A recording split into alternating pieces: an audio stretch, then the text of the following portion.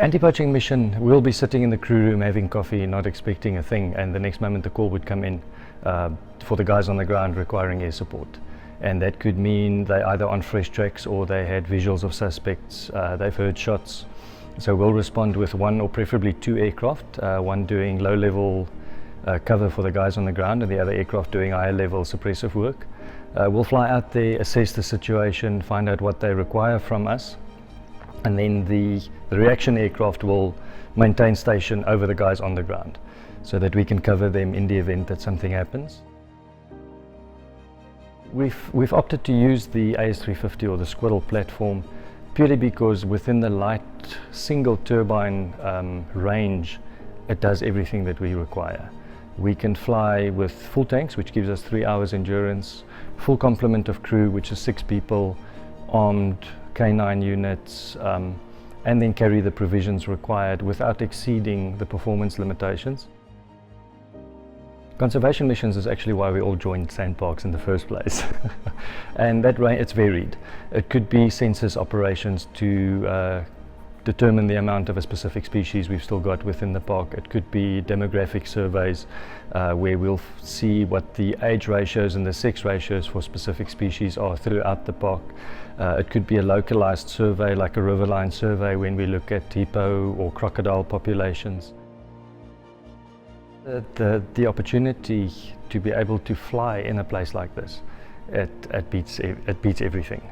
There's no 2 days are the same, no 2 missions are the same, and flying through this park and just every time you're realizing how big it is, how vast it is, how wild and untamed it is. I mean, it's brilliant.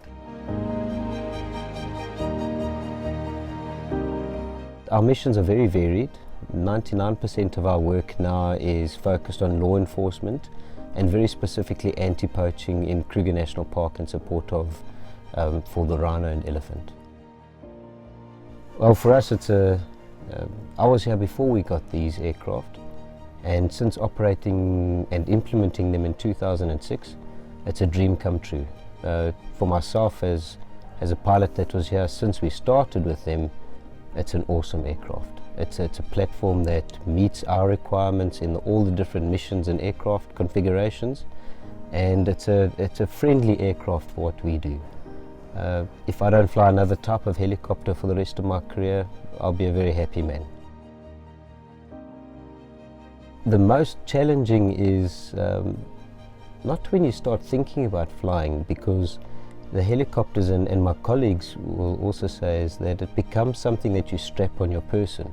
You forget you're a bit of a helicopter pilot, so you always got to sometimes take a step back and realize you've got a tasking that's flying safe, keeping the aircraft, the crew safe, and the guys on the ground safe. And it can sometimes be not tricky, but the situations and the risk profile is so high that you really need to take that step back, reassess, have a look at where you are. We're also flying very much not on an island, but far removed from other operators. So we are literally in the middle of the bush, operating sort of on our own here, and it's just important to always keep safety as the highest profile within your operation.